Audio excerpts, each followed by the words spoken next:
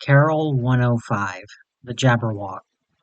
Raise a file, group of interest, defunct, GOI-001, Chicago Spirit. File created circa 1920. File last revised by GOI March 1930. File recovered August 1933.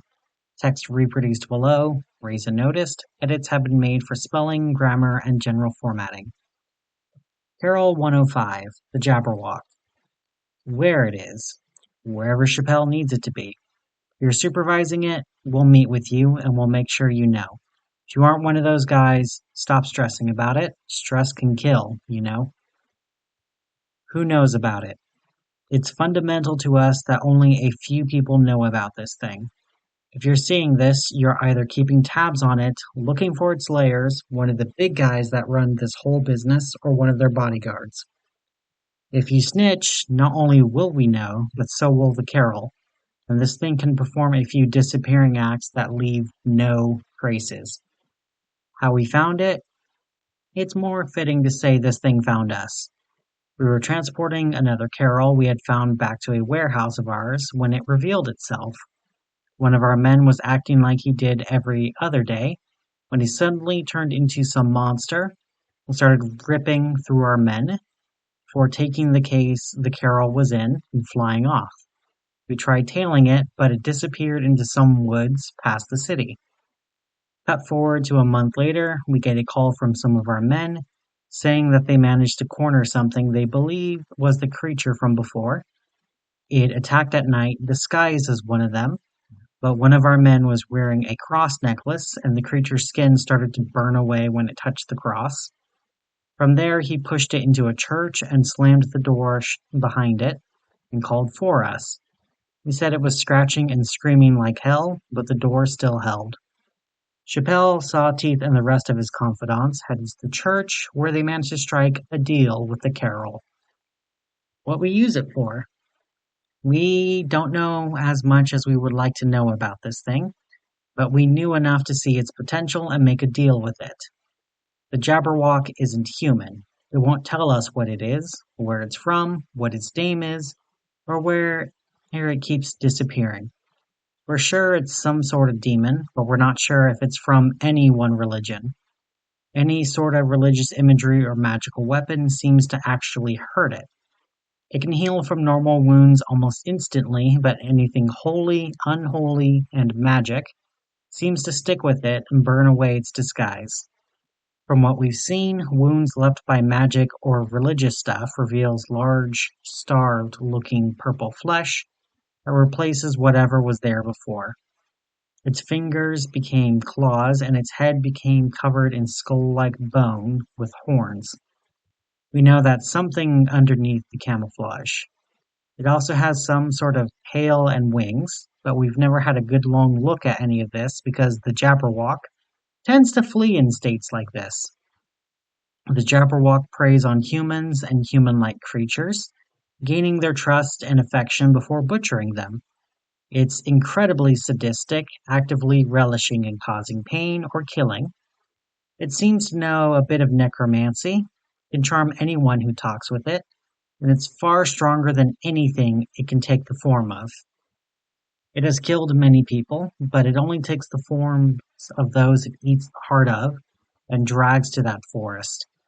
It can transform into the copy of something in a matter of minutes, perfect aside from its gleaming yellow eyes. Keeps their memories, abilities, clothes, and more, meaning it's the perfect spy, assassin, and fighter. With our deal in place, we're making sure it has a steady stream of people to feed on, and we have people to make sure no one gets close to killing it. In return, it goes undercover for the spirit. Cops start feeling unsatisfied with their hush money, the Jabberwock will be there to make sure they stay down. Competition is getting too successful, the Jabberwock will move through their leadership like a plague. Double-crossers, anomalous religious orders, and tech companies, even the Foundation, none of them will be ready for the Jabberwock. It's a shame we only know the one Jabberwock.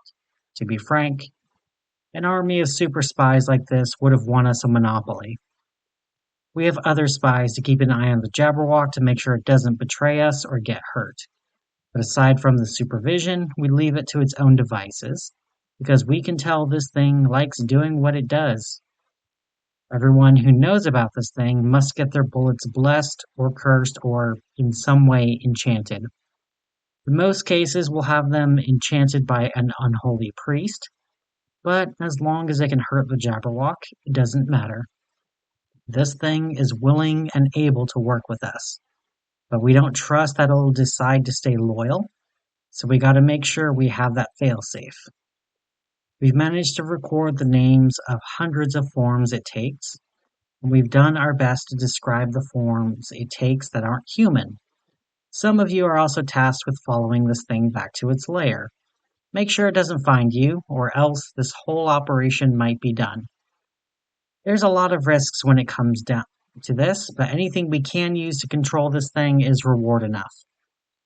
Dear Mr. Chappelle, I'm very happy to announce that I have decimated the Purple Gang outpost I have been monitoring. Although the gang as a whole is far from gone, this was their greatest stash of anomalies, and now they won't be able to hold a candle to yours. I'd love to stay in chat, but I have 3 new bodies I would like to get into, so I'm afraid I'll have to grab those and take my leave. Don't worry, I'll be back in Chicago by tomorrow, and you can do whatever you want to do. I'm sure your boys are on your way already, so let me know if you find anything interesting. Enjoy. Jabberwock. Hey, Chappelle, I found something funny while searching through this Purple Gang place. I'm sure the Jabberwock already looked through all the Carrolls before leaving, so I don't think it knows. While checking out and packing up all the Carrolls, we found a hidden safe. We blew the thing open and we found one of those magical metal things that the Jabberwock stole from us a while ago. And I don't think the Jabberwock is the type of creature that would donate. So this has to mean that there's a bunch of these things. What do you want me to do with it? Monty Smith. From the desk of Richard Chappelle. Monty, if no one saw, hide it and keep that to yourself. People did see, give me their names. Hide the Carroll, and I'll take it from there. But the Jabberwock cannot find that hunk of metal. He can't even know about it. Once you come back, meet me in my office. Don't keep me waiting. Chappelle, Amber and I are getting close to wherever the Jabberwock goes in the forest. Every time it comes back, we get a bit more precise, and I think we're close. We're approaching an area where the plants start to die, animals run, and there's always a bit of fog. Every now and then we find drawings scratched into a tree or rock or dirt. Drawings of giants and eyes and wings and horns. We left our own markings on certain trees so we can find our way back and forth. We'll come back to restock supplies, but once we're back in the forest, this monster will be under your thumb. Aria Yasmin. Dear Mr. Chappelle, I just thought you'd like to know that I know what you're doing. I've seen those men of yours in the forest, following my trail, leaving their little marks on the trees in my territory. You and I are both secretive creatures, Chappelle. We've got a good deal going, and I expect that you uphold your end of the bargain, like I have mine. Tell your men to get away from my territory, and we can go on like nothing happened. I want to trust the spirit, Chappelle. Give me a reason to. I'm sure you'd love to know what I am, but for now, I'm the Jabberwock. From the desk of Richard Chappelle. Jabberwock, know your place. You are a Carroll, albeit a Carroll who's enough of a nuisance. Now we have to tiptoe around you and monitor you to make sure you don't betray us or act like a dumbass. You want to feed on people? We want a good spy. And none of us want to get hurt. That's the deal. If we want information, that's what we'll get.